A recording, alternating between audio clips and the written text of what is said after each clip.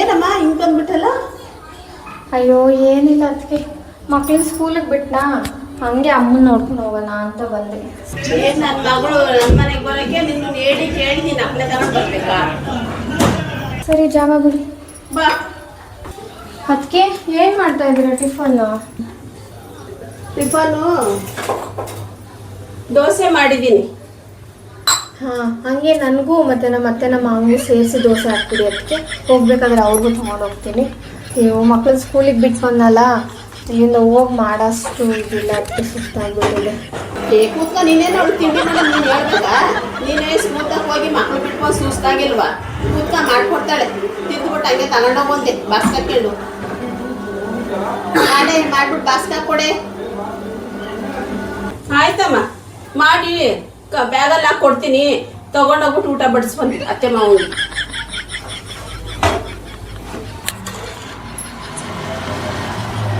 ಇಲ್ಲಿಲ್ಲ ಪಕ್ಕದಲ್ಲಿ ಅಂತಿರುವೆ ಹೆಣ್ಣು ಕೊಡ್ಲೂಬಾರ್ದು ಹೆಣ್ಣು ತರಲೂಬಾರ್ದು ಕಂಡು. ಏನು ಪಕ್ಕದಲ್ಲಿ ಐತೆ ಅಂತ ಹೇಳ್ಬಿಟ್ಟು ಸ್ಕೂಲ್ ತಕ್ಕೋದ್ರೂ ಬರೋದು ಬಗ್ಗೆ ನೋಡೋದಯ್ಯ, ಒಂದು ತರಕಾರಿ ತರಕ್ಕೆ ಹೋದ್ರೂ ಬಗ್ಗೆ ನೋಡೋದಯ್ಯ, ಅಮ್ಮ ನೋಡಕ್ ಬಂದೆ ಅಂತವ. ಅದಕ್ಕೆ ಇಲ್ಲಿದ್ದೀರಾ?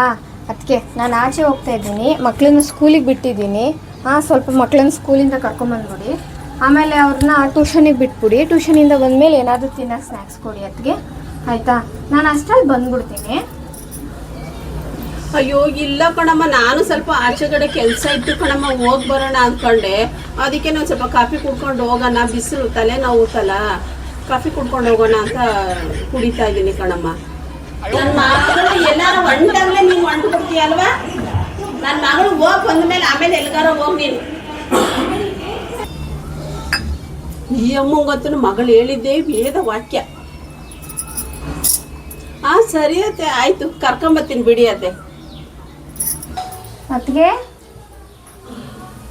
ಅಯ್ಯೋ ಇಲ್ಲೇ ಅಂಗಡಿಗೆ ಹೋಗಿದ್ದೆ, ಅದಕ್ಕೆ ಹಿಂಗೆ ಹೋಗ್ಬೇಕಲ್ವಾ, ಅದಕ್ಕೆ ಸ್ವಲ್ಪ ನೀರು ಕುಡ್ಕೊಂಡು ಹೋಗೋಣ ಅಂತ ಬಂದೆ.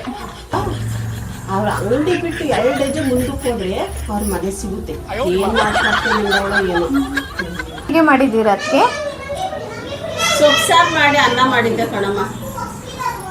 ಸರಿ, ಅದಕ್ಕೆ ನಮ್ಮ ಮಾವನು ಬರೋಕೆ ಹೇಳ್ತೀನಿ, ಇನ್ನೊಂದು ಸ್ವಲ್ಪ ಮುದ್ದೆ ತಿರುವಿ ಅನ್ನಕ್ಕೆ ಕೂಗಿಸ್ಬಿಡಿ, ಆಯ್ತಾ? ಅಯ್ಯೋ, ನನ್ನ ಪಾತ್ರೆ ಎಲ್ಲ ತೊಳೆದಿಟ್ಬಿಟ್ಟಿದ್ದೀನಿ ಕಣಮ್ಮ, ಸಾಂಬಾರು ಬೇರೆ ಇಲ್ಲ, ಸ್ವಲ್ಪ ಇತ್ತು, ಖಾಲಿ ಮಾಡಿ ಪಾತ್ರೆ ಎಲ್ಲ ತೊಳೆದಿಟ್ಬಿಟ್ಟಿದ್ದೀನಿ. ಅಲ್ಲ, ಒಂಚೂರು ರಸ ಮಾಡಿ, ಒಂಚೂರು ಅನ್ನ ಮಾಡಿ, 1-2 ಹಪ್ಪಳ ಹಾಕೊಡಕ್ಕಾಗಲ್ವಾ? ಅದಕ್ಕೂ ಮೈ ಬಾರ್ವಾ ನಿನಗೆ? ನಮ್ಮ ಕಾಲದಲ್ಲೆಲ್ಲ ಹಂಗಿಲ್ಲ, 10 ಜನಕ್ಕೆ ಅಡುಗೆ ಮಾಡಿ ಇಡ್ತಾ ಇದ್ದು, ಒಂದೊಂದು ತಪ್ಪಲೆ ಮಾಡಿಡ್ತಾ ಇದ್ದು. ಈಗ ಬರೀ 2 ಜನಕ್ಕೆ ಅಂದ್ರೆ 2 ಜನಕ್ಕೆ ಮಾಡ್ತಾರೆ, 4 ಜನಕ್ಕೆ ಅಂದ್ರೆ 4 ಜನಕ್ಕೆ ಮಾಡ್ತಾರೆ. ಒಂಚೂರು ಅನ್ನ ಮಾಡಿಬಿಟ್ಟು ರಸ ಮಾಡಿ 1-2 ಹಪ್ಪಳ ಹಾಕು. ಅವಳೇ ಸುಸ್ತಾಗಿ ಬಂದಾಳೆ, ಈಗಿನಲ್ಲಿ ಇಲ್ಲಿಂದ ಹೋಗಿ ಮಾಡ್ತಾಳೆ. ಹಂಗೆ ಅವ್ರ ಅತ್ತೆ ಅವ್ರ ಮಾವನು ಬರ್ತಾರೆ ಇಲ್ಲೇ, ನಾನೇ ಫೋನ್ ಮಾಡಿ ಕರಿತೀನಿ. ಹಂಗೆ ಒಂಚೂರ ಪಾಯಸ ಮಾಡಿಬಿಡು, ಒಂಚೂರು ಹೆಸರುಬೇಳೆ ಮಾಡಿಬಿಡು, ಹಂಗೆ 1-2 ಬೋಲ್ಡನ ಬಜ್ಜಿನ ಹಾಕ್ಬಿಡು. ಈ ಅಮ್ಮನಿಗೆ ಮಗಳು ಸುಸ್ತಾಗೋದು ಮಾತ್ರ ಗೊತ್ತಾಗುತ್ತೆ, ನಾವು ಸುಸ್ತಾಗಿರಲ್ಲ. ಬೆಳಿಗ್ಗಿಂದ ಸಂಜೆವರೆಗೂ ಕತೆ ಥರ ಸೇವೆ ಮಾಡ್ತಾ ಇರ್ತೀವಲ್ಲ. ಸರಿ ಅತ್ತೆ, ಆಯ್ತು, ಮಾಡ್ತೀನಿ ತಗೊಳ್ಳಿ, ಕರೀರಿ, ಫೋನ್ ಮಾಡಿ ಅವ್ರನ್ನು. ಅದಕ್ಕೆ ನೀವೆಲ್ಲಿ ಬರ್ತಾ ಇದ್ದೀರಾ? ಶಾಪಿಂಗ್ಗೆ. ಅಯ್ಯೋ, ಹೆಂಗಿದು ಸೀರೆ ಸೆಲೆಕ್ಟ್ ಮಾಡೋದು ನಾನೇ, ಅದಕ್ಕೆ ನೀವು ಬಂದು ಏನು ಮಾಡ್ತೀರಾ? ಅದಕ್ಕೆ ನೀವು ಬಂದ್ಬಿಟ್ರೆ ಆಮೇಲೆ ಅಡುಗೆ ಮಾಡೋದು ಅವ್ರ ಮನೇಲಿ, ಸುಮ್ಮನೆ ಎಲ್ಲರಿಗೂ ಹೋಟ್ಲಲ್ಲಿ ಸುಮ್ಮನೆ ದುಡ್ಡಂಡ. ಒಂದು ಕೆಲಸ ಮಾಡಿ, ನೀವು ಇಲ್ಲೇ ಇದ್ದು ವೆರೈಟಿ ಅಡುಗೆ ಮಾಡ್ಕೊಂಡು ಕಾಯ್ತಾ ಇರಿ ನಮಗೋಸ್ಕರ.